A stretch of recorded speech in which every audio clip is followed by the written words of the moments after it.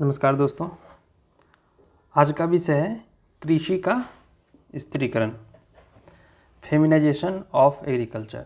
इसके अंतर्गत हम लोग एक प्रस्तावना को देखेंगे। तत्पश्चात भारतीय कृषि के स्त्रीकरण के कौन कौन से कारण हैं उसको देखेंगे।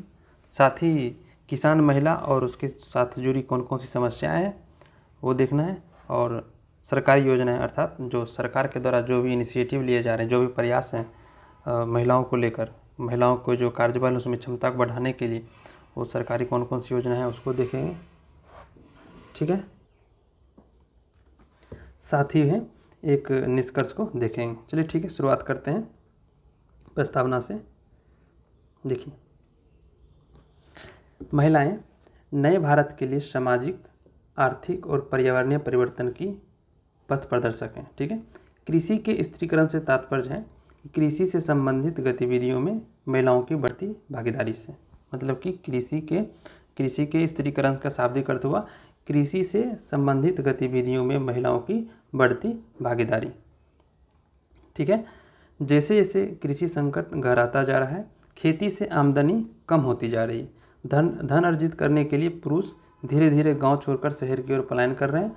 परिणाम स्वरूप कृषि में महिलाओं की भागीदारी बढ़ रही है। ठीक, साथ ही शहरीकरण और संरचनात्मक परिवर्तन की प्रतिक्रिया में ग्रामीण क्षेत्रों में लैंगिक श्रम स्वरूप बदल रहे हैं।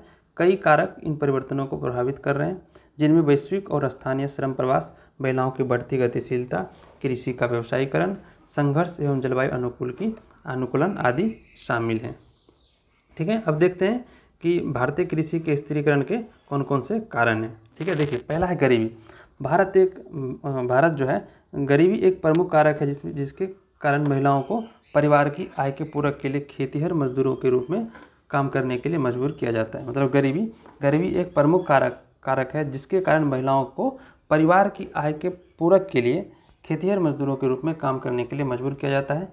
महिलाएं पारिवारिक क्षेत्रों में भी अवैतनिक श्रमिकों के रूप में काम करते। अवैतनिक वही हो, घर की देखभाल भी जो है उसके लिए उनको वेतन नहीं मिलता है। नेक्स्ट है कृषि संकट। देखिए, कृषि संकट कृषि श्रम के विघटन या निरसनीकरण अर्थात कृषि से पुरुषों के आकस्मिक काम की ओर पलायन का एक प्रमुख कारक है। द हिंदू में प्रकाशित 2013 की एक रिपोर्ट के अनुसार 2001 से 2011 के बीच कुल 7.7 करोड़ किसानों ने कृषि छोड़ दी। पुरुषों के खेत से गैर कृषि गतिविधियों की ओर बढ़ने के साथ महिलाएं कृषि और संबंधित गतिविधियों में संलिप्त हो गई। यहाँ है जब मतलब पुरुष जो है जो गैर कृषि गतिविधियों में संलिप्त होते हैं तो वहाँ पे महिलाओं की भागीदारी बढ़ रही है, अर्थात कृषि क्षेत्र में महिलाओं की भागीदारी और गतिविधियाँ वहाँ पे बढ़ रही है। नेक्स्ट है शहरी क्षेत्रों में प्रवासन। आर्थिक सर्वेक्षण 2017-18 के अनुसार पुरुषों द्वारा ग्रामीण से शहरी प्रवास में वृद्धि के साथ कृषि क्षेत्र का स्त्रीकरण हुआ। स्वाभाविक है, जब पुरुष जो है ग्रामीण शहर से प्रवास करके शहर में जाएंगे काम करने के लिए तो वहाँ का जो खेती का काम काज है वो स्त्री ही देखेगी। तो क्या होगा, वहाँ पे कृषि क्षेत्र का स्त्रीकरण होगा। किसानों, मजदूरों और उद्यमियों जैसे आदि गतिविधियों में महिलाओं की भागीदारी में वृद्धि हुई है। ठीक है, नेक्स्ट है महिला किसान और उनकी समस्याएं। जो महिला किसान है उनके साथ कौन कौन सी समस्याएं जुड़ी है उनको देखते हैं। देखिए, परिवार की खाद्य सुरक्षा, मतलब जो परिवार की जो खाद्य सुरक्षा होती है, जो खान पान की व्यवस्था होती है, उनके प्रति महिलाओं की महत्वपूर्ण भूमिका आज भी अदृश्य, मतलब कि नहीं देखी जाती है। ठीक है, महिलाओं के कार्य को अक्सर अनौपचारिक, अवैतनिक और घरेलू कार्य के रूप में देखा जाता है। उदाहरण के लिए पशुपालन व उनकी देखभाल को समान घरेलू कार्य के रूप में माना जाता है, बावजूद इसके कि खाद्य उत्पादन और खेती गतिविधियों जैसे कि बीजों का चयन, चारा उत्पादन, बुआई, खाद डालना, निराई, रोपाई, धुनाई, कटाई आदि जैसे गतिविधियों में महिलाओं का महत्वपूर्ण योगदान होता है, लेकिन उसके लिए उसका श्रम नहीं दिया जाता है। महिलाओं द्वारा किए गए इन कार्यों को मान्यता प्राप्त नहीं है। मान्यता प्राप्त मतलब कि उनको एक श्रम गतिविधि के रूप में नहीं देखा जाता। उनके लिए उनको जो मुद्रा होती है, उनके जो पैसे मिलते हैं उनको नहीं दिया जाता। इसलिए इन कार्यों का मूल्य उचित तरीके से नहीं लगाया जाता है। मतलब कि इनकी मान्यता प्राप्त नहीं है तो क्या होता है, इनके कार्यों का मूल्य जो है उचित तरीके से नहीं लगाया जाता है। महिलाएं या तो बिना भुगतान के या कम भुगतान पर इन कार्यों को करने के लिए मजबूर होती हैं। कृषि क्षेत्र में महिला कार्यबल में वृद्धि, संपत्ति और विवाह जैसे महत्वपूर्ण मुद्दे पर निर्णय लेने की शक्ति में परिवर्तन नहीं हुआ। ऐसा इसलिए क्योंकि वे अति प्रतिकूल परिस्थितियों में भी श्रम बाजार में शामिल है। बावजूद इसके कि आज कृषि क्षेत्र में महिलाओं की संख्या पुरुषों से ज़्यादा है, ध्यान रखना है, आज कृषि क्षेत्र में महिलाओं की संख्या पुरुषों से ज़्यादा है, किंतु फिर भी भूमि के ऊपर उनका कोई नियंत्रण नहीं है, अर्थात उनको हक नहीं दिया गया उनके ऊपर। एक रिपोर्ट आया है द हिंदू उत्तराधिकार अधिनियम में संशोधन के बाद पुत्र और पुत्री दोनों कृषि भूमि के बराबर उत्तराधिकारी हैं। वर्ष 2005 में हिंदू उत्तराधिकार अधिनियम में संशोधन के बाद पुत्र और पुत्री दोनों कृषि भूमि के बराबर उत्तराधिकारी हैं, ठीक है। परंतु इतने वर्षों बाद जमीनी हकीकत यह है कि आज भी महिलाओं को विरासत में पुरुषों के बराबर भूमि नहीं मिलती है। सामाजिक क्रियाकलाप अभी भी महिलाओं को भूमि का उत्तराधिकार बनाने में बाधक साबित हो रहे हैं। अधिकांश महिलाएं भूमिहीन होती हैं, इसलिए उन्हें पशुपालन के अलावा किसी और कार्य के लिए आसानी से ऋण नहीं मिलती। अर्थात भूमि होगी तो तब ना बैंक ऋण दे पाएगी उस पर, इसीलिए जो है बैंक ऋण नहीं देती है, उसे ऋण नहीं मिलता है। ऋण का संबंध सीधे तौर पर भूमि के साथ जुड़ा होता है। यह एक गंभीर समस्या है कि क्योंकि कई राज्यों में पुरुषों की पलायन दर काफ़ी ज़्यादा है और खेती का सारा बोझ महिलाओं के ऊपर होता है, लेकिन भूमि का मालिकाना हक नहीं होने की वजह से उन्हें ऋण या सरकारी स्कीमों से वंचित रह जाती हैं, ठीक है। कृषि के मशीनीकरण ने महिलाओं को पारंपरिक कम वेतन वाले कार्यों जैसे कि बुआई, कटाई, बीज बोना और पशुधन पालन तक सीमित कर दिया है। देखते हैं आगे की सरकारी योजनाएं कौन कौन सी, सरकार के द्वारा कौन कौन से प्रयास किए जा रहे हैं कृषि क्षेत्र में महिला कार्यबल को मुख्यधारा में लाने के लिए, ठीक है। देखते हैं कृषि में महिलाओं को महत्वपूर्ण भूमिका को पहचानते हुए 15 अक्टूबर को महिला किसान दिवस के रूप में घोषित किया गया है। सभी चालू योजनाओं, कार्यक्रमों और विकासात्मक गतिविधियों में महिला लाभार्थियों के लिए कम से कम 30% बजट आवंटित करना, अर्थात महिला लाभार्थियों के लिए कम से कम 30% बजट आवंटित करना। मतलब कि इसके लिए क्या होगा कि जेंडर बजट का जो है यहाँ पे कंसेप्ट आ रहा है, ठीक है। जेंडर बजट को यहाँ बढ़ावा दिया जा रहा है तथा महिला केंद्रित गतिविधियों का कार्यान्वयन करना ताकि विभिन्न सरकारी कार्यक्रमों के माध्यम से उन तक लाभ पहुँच सके, ठीक है।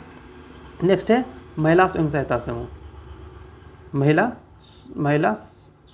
समूह। सेल्फ हेल्प ग्रुप के क्षमता निर्माण गतिविधियों के माध्यम से सूक्ष्म ऋण, माइक्रो ऋण से जोड़ा जा रहा है और विभिन्न निर्णय लेने की प्रक्रिया में उनके प्रतिनिधित्व को बढ़ावा दिया जा रहा है, ठीक है।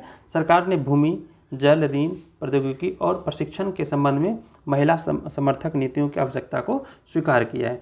महिला शक्ति केंद्र एक ऐसी सरकारी पहल है जिसका उद्देश्य ग्रामीण महिलाओं को कौशल विकास, रोजगार, डिजिटल साक्षरता, स्वास्थ्य और पोषण के अवसरों के साथ सशक्त बनाना है। महिला शक्ति केंद्र छात्र स्वयंसेवकों के माध्यम से सामुदायिक जुड़ाव की दिशा में काम करेंगे और ग्रामीण महिला को प्रशिक्षण तथा क्षमता निर्माण के माध्यम से अपने अधिकारों का लाभ उठाने के लिए सरकार से संपर्क करने के लिए एक इंटरफेस प्रदान करेंगे। देखते हैं इसी के सब टॉपिक के अंतर्गत है महिला किसान सशक्ति परियोजना क्या है। देखिए माहिला किसान सशक्ति परियोजना जो है दीनदयाल अंत्योदय योजना का एक उपघटक है, मतलब कि दीनदयाल अंत्योदय योजना का ही उपघटक है महिला किसान सशक्तिकरण योजना। महिला किसान सशक्तिकरण परियोजना महिला की पहचान को किसान के रूप में मान्यता देती है, अर्थात किसान के रूप में मान्यता देती है और कृषि पारिस्थितिकी रूप से टिकाऊ प्रथाओं के क्षेत्र में महिलाओं की क्षमता का निर्माण करने का प्रयास करती है। यह सामुदायिक प्रतिबंधित सतत कृषि, गैर कीटनाशक प्रबंधन, शून्य बजट प्रकृति के JBNF बोलते हैं इसको, जे नहीं होगा, ZBNF होगा, देखिए ZBNF zero budget natural farming, ठीक है। शून्य बजट प्राकृतिक खेती, पशु सखी मॉडल जैसी स्थायी कृषि पद्धतियों को अपनाने के माध्यम से छोटे धारक कृषि को मजबूत करना चाहती है। महिला किसान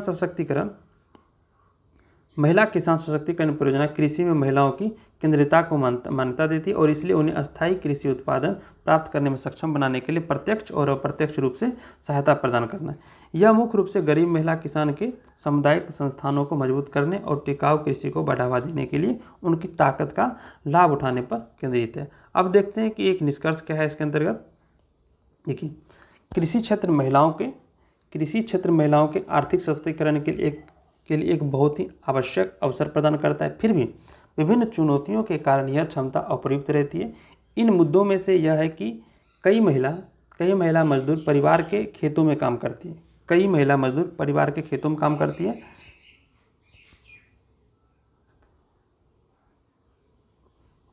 इन मुद्दों में से एक है कि कई महिला जो है मजदूर परिवार के खेतों में काम करती है, जहां वे व्यक्तिगत आय नहीं अर्जित कर सकती है।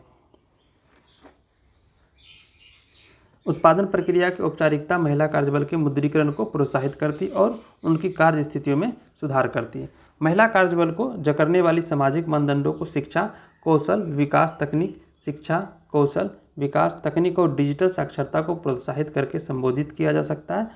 ये महिला कार्यबल की दक्षता, लाभ, जागरूकता एवं क्रय शक्ति आदि में सुधार कर सकते हैं। नागरिक समाज कृषि महिलाओं को सामूहिक रूप से संगठित करने, उन्हें अपने अधिकारों के बारे में शिक्षित करने, राज्य तक पहुंच को सक्षम बनाने और उन्हें अस्थायी आजीविका हेतु प्रशिक्षण देने में महत्वपूर्ण भूमिका निभा सकती।